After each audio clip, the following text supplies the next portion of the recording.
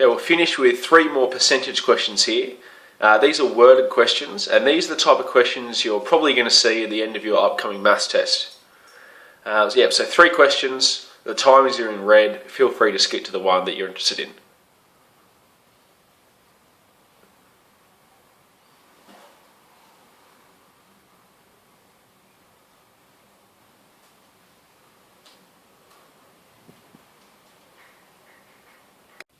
Question 9 now. We're going to go even more lifelike, and we're going to go, let's bring some dollars into it. We're going to have $400 increased by 10%. So let's say that you wanted to buy a pair of jeans and they were $400, and you saved up, and the next time you went to the shop they'd increase by 10%. And then you had to actually figure out how much that was in dollars. That's what the sign said, just increased by 10%. So let's see how we would do that. Firstly, like in question 8, you need to write 10% as a fraction. Well, if I got 10% in my maths exam out of 100, 10% equals 10 over 100. So, 10% of 400 can be written as 400 over 1, which is 400, times 10%, which I'm going to write as 10 over 100. So let's go and sort this out. So that's going to be 4,000 multiplied by the top over 100. Now this is the same as question 8, so if you're confused at what's going on here, maybe have a look back at question 8, because I explain it, hopefully, pretty well there. So 4,000 over 100. Now the trick to this, decimal points here. To divide by 100, you're going to move the decimal point 2 to the left, because there's 2 zeros. So that's going to equal 40. So 10% of 400 is $40. Now your jeans have increased by $40. So it's going to be 400 plus 40. And now I'm not going to write this in fancy math way because this is pretty simple. So your jeans are now $440.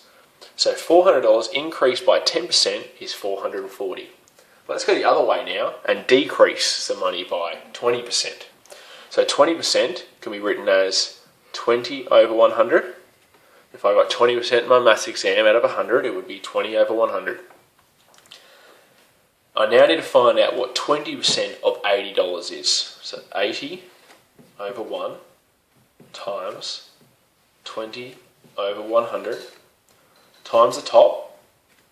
That's going to equal 1,600 over 100. I'm dividing by 100, so I'm going to move the decimal point 2 to the left because there's 2 zeros. So that's going to be $16. So 20% of $80 is $16. But now $80 is decreased by 20%, so I'm going to have to go 80 minus 16. And that will be $64. Okay, this question 10 is sort of the opposite of question 9. Instead of finding what the end value is after a percentage change, we now know what the end value is. So if your t-shirt was $20 originally and now it's $36, what percentage change was that? Did it increase by 50%?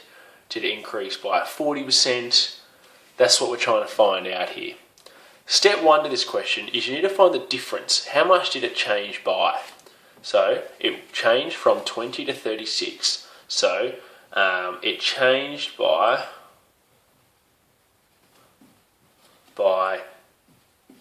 $16. And if you couldn't get how I got 16, that is just 36 minus 20 equals 16. This is how much it changed.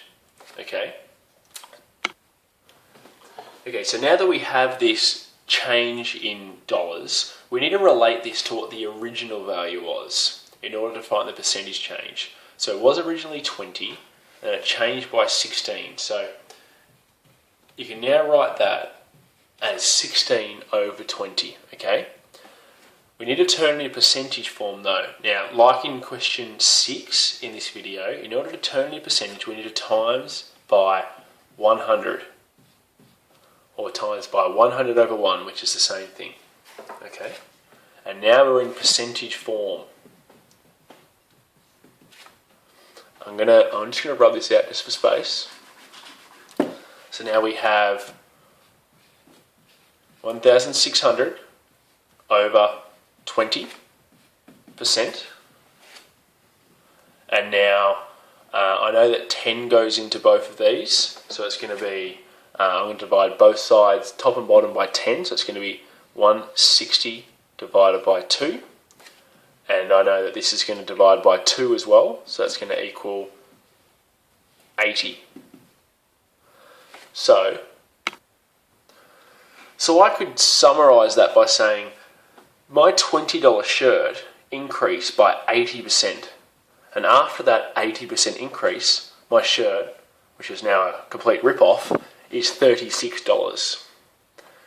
Okay, now the second one's slightly different because it actually decreases in price. This is what I like to see in shops more often. So $25 becomes 21. So just before it, this is an increase. Okay, this one will be a decrease percentage. $25 becomes $21. So I need to find the difference. It's 4. $25 turned into $21, the difference of 4. Now, I need to relate it to the original price. So we need to see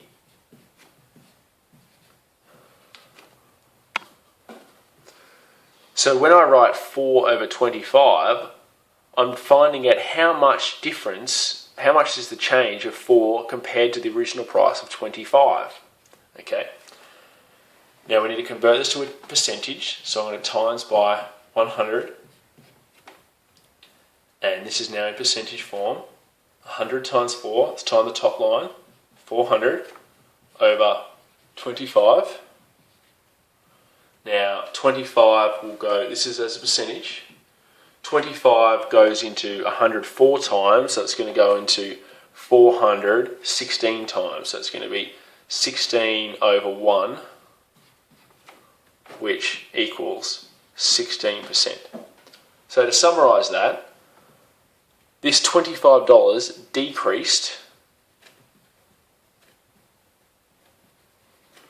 by 16% to turn into $21.